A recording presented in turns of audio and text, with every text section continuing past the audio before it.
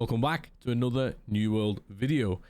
Now, it's October the 1st. We are 2 weeks away from NewWorld AETERNUM's release on consoles, and obviously the fresh kind of release that they're kind of doing with PC as well.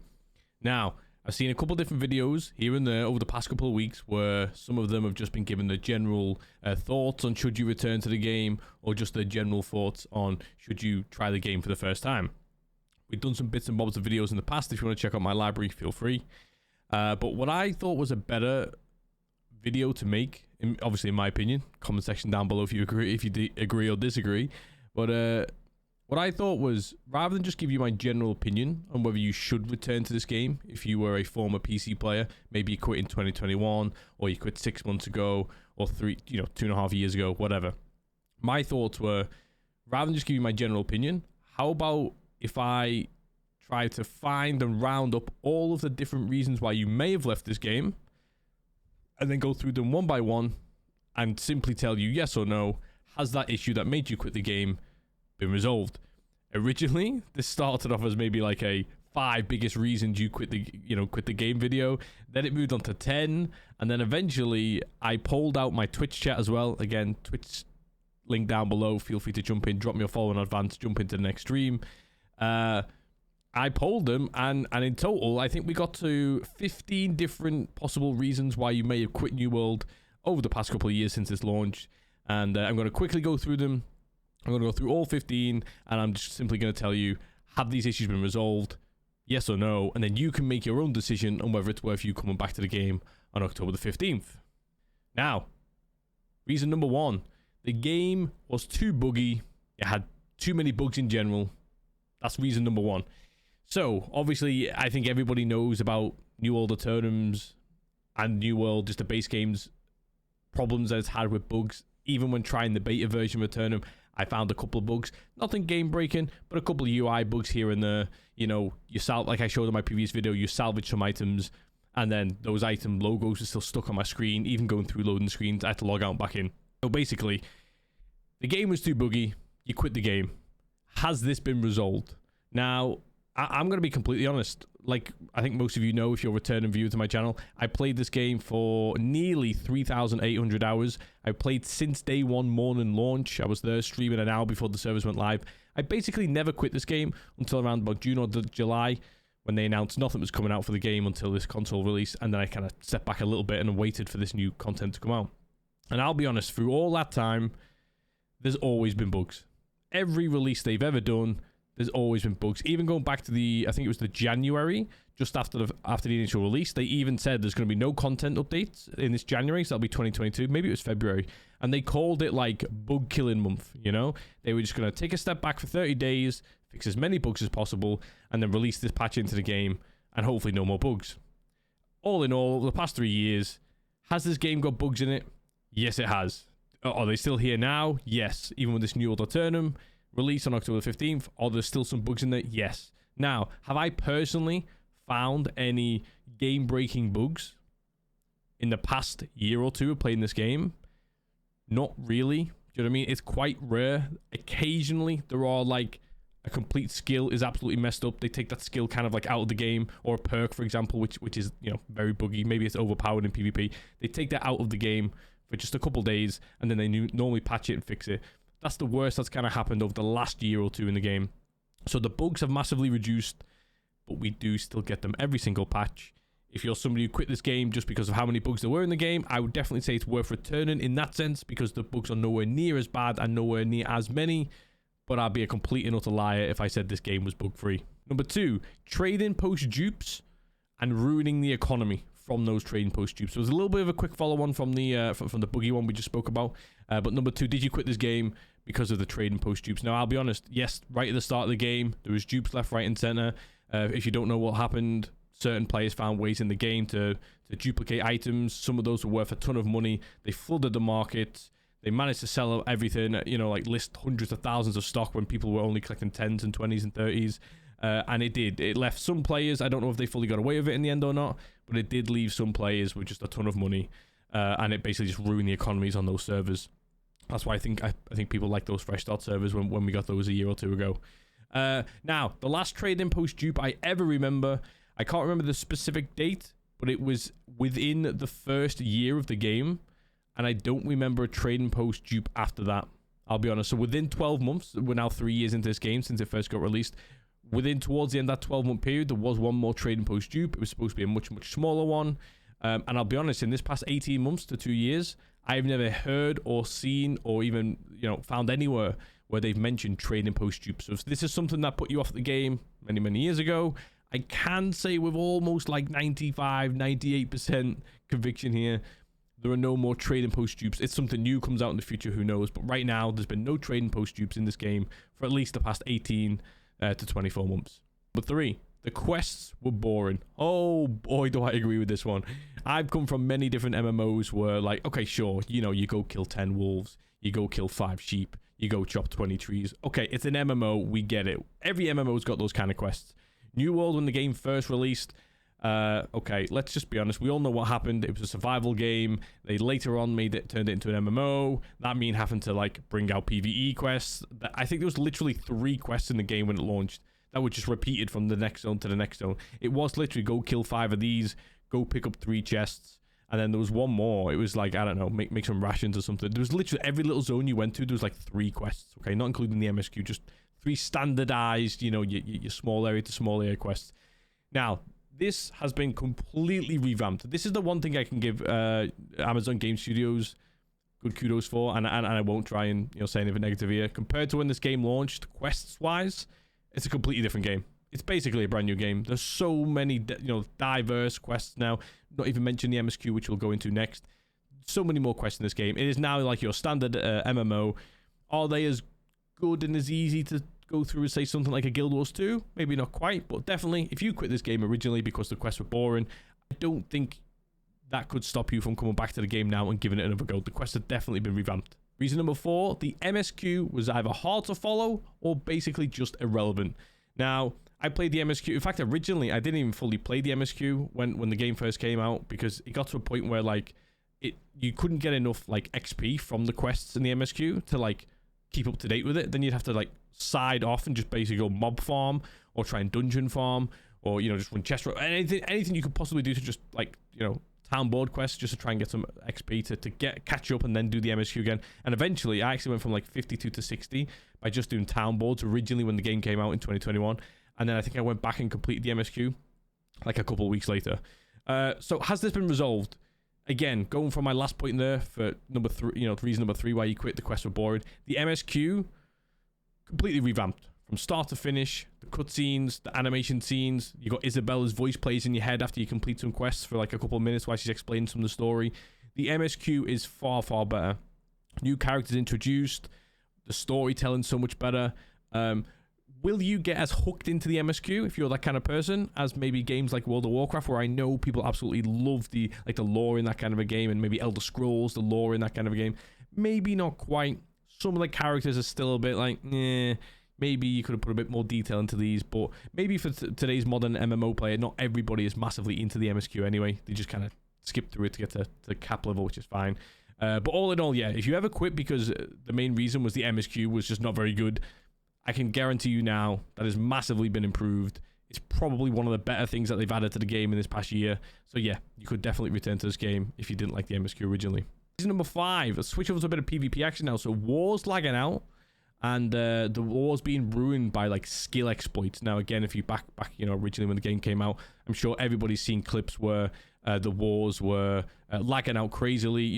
Everyone was spamming like ice skills and stuff on the ground. I can't remember the exact skills because back in 2021 I didn't really get involved in the war straight away. I just saw all the footage of it, so I can't remember exactly which ones. It might be like Ice Storm, I think it was, and it was just basically lagging out the entire war, and all that kind of crazy stuff was going on. Now again, I do not partake in wars as much as some other content creators, but for example, your boy Willie, whenever I get a chance after my stream normally ends, around the evening times of EU, is roughly when his stream starts, and he shoutcasts a ton of wars, plays in some wars as well. So all my war knowledge comes from his stream. And yeah, every now and again over the past 3 years, yeah, sure, odd wars have had small issues here and there, but compared to when this game first launched, massive improvements, way more stable. A lot of skills get sort of dampened here and there, so then they don't like over the top go crazy.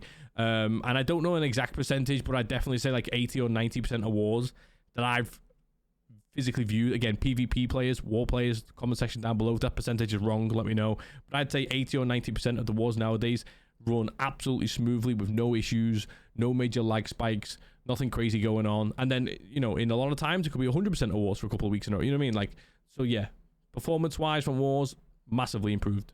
Number 6, no endgame PvE content. Okay, yeah.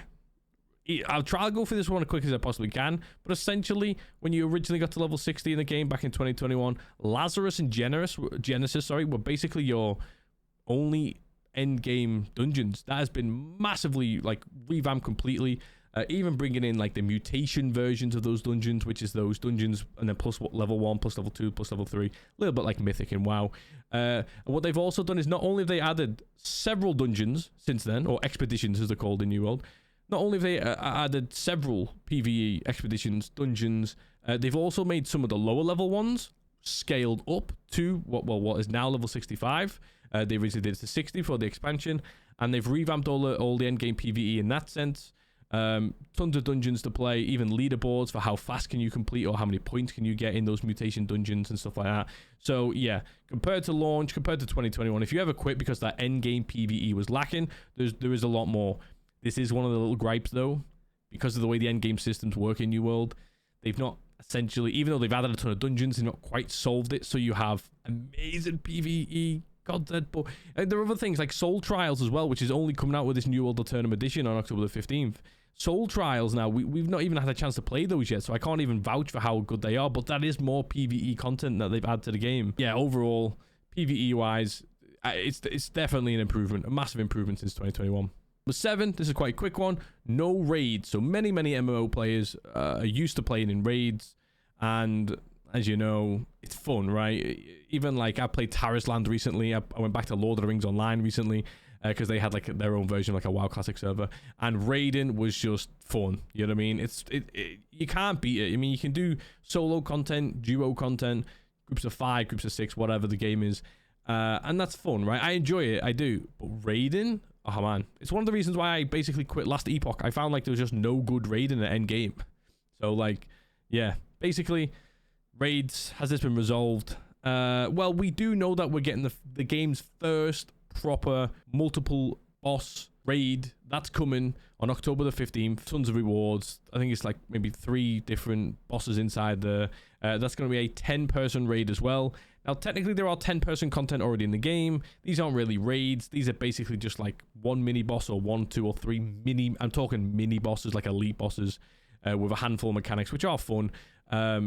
They're not really quite raids. They call them trials because it's not long content. Some of it you can do in like literally 5 or 6 minutes. But this is going to be the first serious raid that they've added to the game. If you're looking for multiple endgame raids, nope, New World has not resolved that issue, but they are now adding their first ever raid come October the 15th. Reason number 8, server queuing and you couldn't play with your friends. Has this been resolved? So, well, a lot of you will be saying, well, the game's dead. Of course they've resolved that issue. Well, basically, yes, they have resolved this. So when the game first released, I believe the max population per servers were 2,000. They've added new technology into the game, and obviously they've just improved over the years, where they can now hold up to, I believe, 4,000 players per server, maybe even 4,500 in some of those beta servers that we had a couple of weekends ago. And I actually believe that when they release this on October 15th, New World AETERNUM, all of the server caps are going to go to 5,000. That's just my prediction. I said 5,000 about 6 or 7 months ago when they released this new, they call it sharding, but it's like layering, feature in the game. We all know how that works pretty much, right? Multiple players go into an area. I think it's 120 is the cap in New World. Then a second layer will be created, and if there's 120 players in the exact same area on that layer, a third layer will be created, which means you can't see each other, as in layer 1, 2, and 3. But it means you can have more people in the same area without the game getting laggy. So they brought that out. The server capacity has been raised. Yes, that issue has been resolved, but only because players have left. Now, they do also do something else as well. This is something they brought into the game. I've not had a chance to firsthand see this because I've always been on a server that's never had dramatic queues, but come October the 15th, if you try and get onto a particular server and the queue is too big, there is a system they are bringing into the game where you can change server quite quickly and easily, and I believe for free as well, due to the queues too big and the server shutting down. So yes, that kind of has been resolved. You should be able to play with your friends. Also, October the 15th, Xbox players, PS5 players, and PC players, you can all play together on the same server if you choose. You can also have your own servers, but yeah. So all in all, you can get into the game a lot easier now. Caps are higher on the servers, and you can play with your friends. Number 9, really quick one here. Not many people gave me this one on the poll, but I have specifically had this one from at least one diehard World of Warcraft player, and he said there's just not enough skills. You know what I mean? Compared to World of Warcraft on your hotbar, it looks like you got like 40 skills on the go, right? 40 different skills and abilities that you can use. New World has not really improved on this. They've only slightly improved since 2021, adding one. Basically like an ultimate skill, you know, that you power up and then you can fire off that ultimate. So you can still equip 2 weapons at the same time. Each weapon obviously has its own skill tree, and then you can have 3 abilities at a time per weapon. So you basically have 6 abilities in your, if you like, hotbar, rotating around hotbar, depending on which weapon you got achieved. Have they changed this? No. So if you're the kind of person who's used to maybe more of a tab targeting game, you're used to 10 skills, 12 skills, 25 skills, 50 skills on your hotbar, and that's just what you love. New World has not, well, I wouldn't say resolved this issue because I like their combat, but they've not changed this in any way. So no, if that's one of the reasons why you didn't like this game, that's not been changed. Number 10, the leveling process was far too long. Now, this is a stat that I never see many people bring up on the YouTube videos, but I'll try and actually screenshot it and show it as I'm speaking now, if I can remember to edit it back in. But basically, this one's a really easy one. Go to Steam, go to achievements for New World, and go and look at the percentages of the people who reach level 10, level 20, and then all the way up to level 60, right? There's an achievement every 10 levels, I believe, right?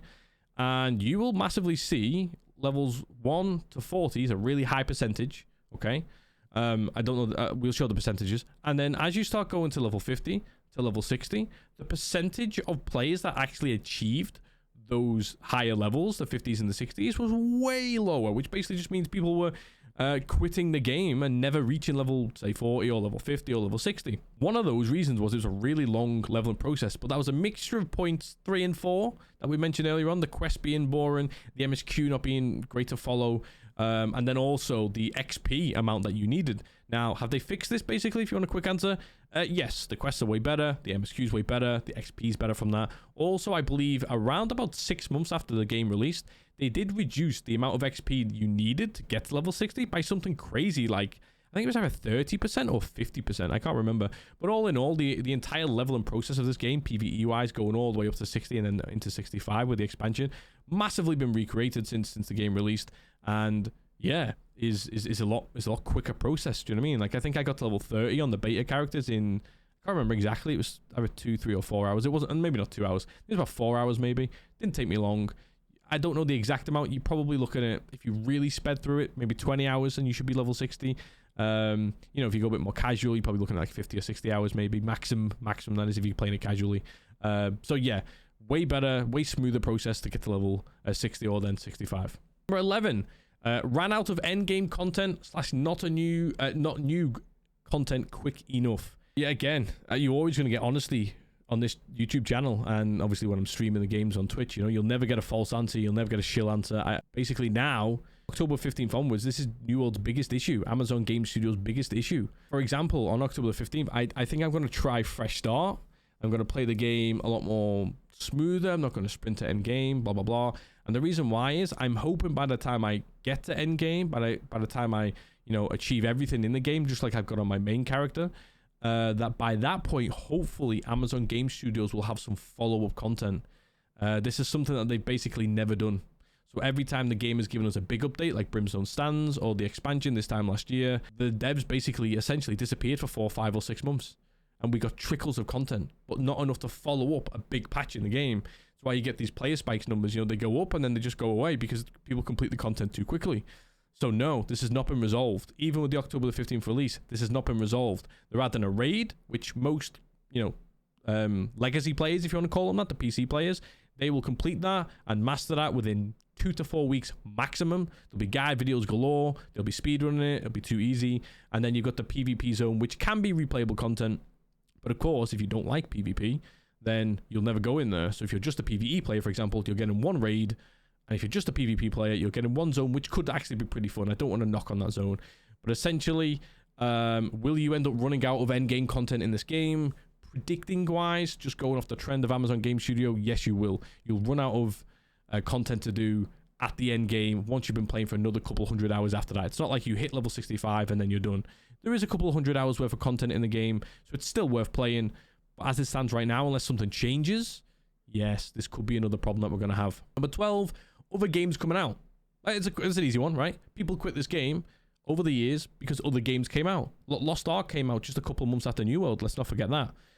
This is something that can't be resolved. The Amazon Game Studios, other than making some incredible content where people will never look anywhere else, every time a new game comes out, every time a new MMO comes out, or maybe even something like a Destiny 2 new raid or whatever it may be, right? Every time new games come out, you're always going to see a fluctuation of players go and try the new game, and then it's up to AGS to make good enough content where people either, one, don't go to that new game, or two, they come back very quickly because the grass isn't greener and they want to continue to play New World. So has this been resolved? Not really. Pretty much every time there's a new game that comes out, that's a similar mold in the same kind of market. New World numbers go down a little bit again. So this is not really something they can resolve other than just try and make a kick-ass game where people don't leave in the first place. Number 13, really quick one. Some people left this game early doors because there were no mounts. Now, are there as many mounts as, say, for example, World of Warcraft, where there's just literally hundreds of mounts in that game? No. We have horses, lions, and wolves so far, right? Which I think we might be getting bears soon as well. But in general, there's only 4 different types of mounts. There are multiple skins, multiple, armor sets and all that kind of stuff for those 4 types of mounts. But yeah, basically, there's like 3 mounts in the game right now. Has that been resolved? Yes, because we have mounts. Do we have a ton of them? No. So, yeah. There you go. We have mounts in the game. Number 14, resource nodes being camped like crazy. This is something that has actually kind of been resolved. So over the years, Amazon Game Studios have added more resource nodes to the maps in general. And then where those resource nodes are, they've added even more nodes there. Do you know what I mean? And also, they're adding this new PvP zone at end game level where the Cutlass Keys place is. And essentially from there are even more nodes that you could technically go fight for. That's a little bit tougher, but it's more nodes on the map. Has this been absolutely... Okay, look, if you've got a server that's... Let's say the player cap is 5,000 like I'm predicting. If you have 5,000 people all logged on at the same time, and all 5,000 people decide to go mining at the same time, sure, no, that's... Of course not. Maybe you're going to have to come back at 4 a.m. to try and get those nodes. But in general, there are small improvements that Amazon Game Studios have made. There's more resource nodes on the map. If you're one of the people who just likes to go out and gather and farm and craft and make money, because, hey, look, some people like playing the MMO for that reason, then, yeah, it has been made a lot better. There's more resource nodes out there. It's a lot less contested. Just beware, obviously, if there's 5,000 players on your server, it's probably going to still be pretty rough to try and get them. And then number 15, painful fast traveling. And I'm going to intertwine with this number 15, storage is not being connected, because these kind of helped or kind of like intertwine with each other. So back when the game released, there was a resource called Azoth, which is still in the game. You can use that in crafting, but also to fast travel from one sort of like, if you like, portal, which are either, there's a couple of those dotted around the maps, or it was your main towns. You would need to use this Azoth, and it was really expensive back in the day as well. I remember sometimes it could cost like 350, 450 Azoth to do a fast travel, which means you get 2, and then you run out of your cap, because I think your cap is like 1,000. So has this been made better? Okay, easy enough. Yes, it's essentially free. It's free to now fast travel around the map to all these different ports. Not only can you go to all the different cities, but also there's just so many more little micro portals that you can go to, split up between the map. You run over to them once, you unlock them, easy doors. So that has definitely been resolved. If you hated the fast traveling around this game, also they've added mounts as well if you want to go from one place to the other in between the portals. So traversing the AETERNUM has definitely been made better. And then the storage is not being connected. So the reason why I'm pairing this in, sometimes you could go and craft a bunch of things in, say, Windsward, and then a bunch of things in Brightwood, and you need both sets of the storage to do all your crafting. So you'd have to take your stuff out of Windsward and then portal to, say, Brightwood to finish off your crafting. Now, the storages are still not connected. But what they are compared to 2021, when you open up a storage, any storage, you can see all of your storages and you can transfer the items around. So they're not connected in the sense that you have one huge, long global storage. Each town has its own storage, but you can access all of them from just the one. So you can drag some into your inventory, then move it to the next, move it to the next town, stuff like that. So that has been massively improved. It's not a global storage, but there it is.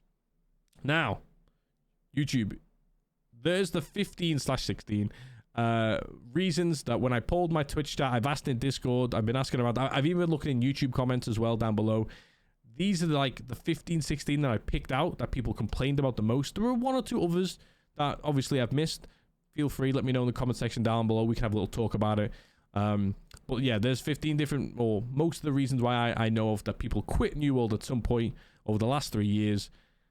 Almost all of them have been massively improved by the game. Some of them slight tweaks of the game. Some of them need more work, of course, like future rollout of content and stuff. But yeah, it's not even my thoughts and opinions. They're just the facts that I tried to give you there. Hopefully this helps you make your decision on whether you decide to either return to the game or try the game, for the first time. And yeah, if you like this content, drop a like on the video, comment section down below, subscribe to the channel, but you're amazing. And if you really want to go the extra mile, come and check me out over on Twitch. I'll leave the links down below. I'll pop up on screen. Appreciate you watching the video, and I'll see you in the next one.